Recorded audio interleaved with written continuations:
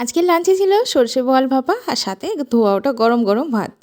তো সেই রেসিপিটাই আপনাদের সঙ্গে শেয়ার করছি। তো এর আগে আমি আর কখনও বোয়াল মাছ খাইনি, তো খেতেও দুর্দান্ত ছিল আর রান্নাটাও খুব ভালো হয়েছিল। তো এখানে আমি 4 পিস বড় সাইজের বোয়াল মাছ নিয়ে নিয়েছি, আর মাছটা কাঁচাই আছে, কোনো রকম ভাজা নেই। এবার একটা মশলা তৈরি করে নেব। তো এখানে 2 চামচ গোটা জিরে, 2 চামচ মতো আদা আর তার সাথে কিছু পরিমাণ শুকনো লঙ্কা নিয়েছি। আপনারা চাইলে কাঁচা লঙ্কাও অ্যাড করতে পারেন। সব মশলাগুলো একটা মিক্সচার জারে নিয়ে নিয়েছি, আর তার ভিতরে একটুখানি জল দিয়ে খুব ভালো করে পেস্ট করে নেব। এবার মাছের উপরে সে পেস্টটা দিয়ে দিলাম, আর এখানে দিয়েছি হলুদ গুঁড়ো, পরিমাণ মতো লবণ, তার সাথে দিয়েছি কাশ্মীর লাল লঙ্কা গুঁড়ো, আর দিয়ে দিলাম আধা লেবুর রস। আর সব কিছু ম্যারিনেট করতে হবে, তার জন্য একটু সর্ষের তেলও উপর থেকে দিয়ে দিলাম। এবার হাতের সাহায্যে খুব ভালো করে এটাকে মেখে প্রায় 10 থেকে 15 মিনিট রেস্টে রাখতে হবে, তাহলে দেখবেন মাছের স্বাদটা খুবই সুন্দর হবে। তো এপিট ওপিট করে খুব ভালো করে আমি মেখে নিচ্ছি।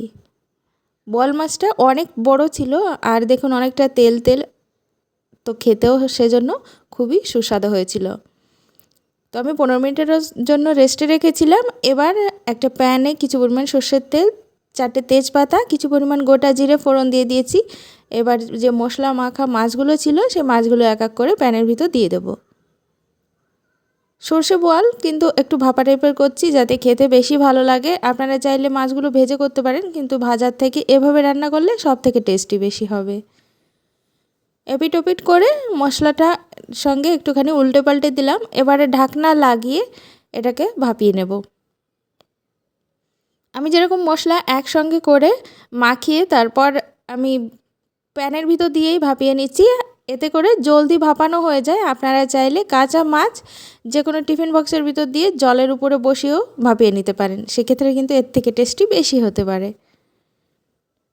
তো প্রায় 3-4 মিনিট পর একটু উল্টে পাল্টে মাছগুলো দিয়ে দিলাম, আর তারপর আবারও 3-4 মিনিট পর এখানে আমি কিছু পরিমাণ কাঁচা লঙ্কা অ্যাড করেছি। ভালো করে কষে যাওয়ার পর এখানে দিয়ে দিলাম পরিমাণ মতো জল। মশলা ধোয়া জলটাই এখানে ব্যবহার করেছি মূলত, বেশি জলের প্রয়োজন পড়ে না, যেহেতু আমি মিডিয়াম ফ্লেমে প্রায় 5-6 মিনিট ধরে খুব ভালো করে মাছটাকে ভাপিয়ে নিয়েছি। তাই অল্প জলেই এটা কিন্তু রান্না হয়ে যাবে। তো জল দেওয়ার পর আমি এখানে 3-4 মিনিট রান্না করে নিয়েছি। এবার সবার শেষে এখন দিয়ে দিচ্ছি 2 চামচ সর্ষে বাটা। আমি কালো সর্ষে অল্প পরিমাণ জলের সাহায্যে বেটে নিয়েছিলাম, সেই সর্ষে বাটাটাই এখানে অ্যাড করে দিয়েছি। প্রথম দিকে যদি সর্ষে বাটা দেওয়া হয় তাহলে কিন্তু তেতো হয়ে যাবে, তাই অবশ্যই শেষের দিকে দিতে হবে। আর এরই সাথে 1 চামচ মতো গরম মশলা গুঁড়ো একটুখানি জলের সঙ্গে গুলে নিয়েছি, আর সেই গরম মশলা গুঁড়োটা সবার শেষে দিয়ে দিচ্ছি।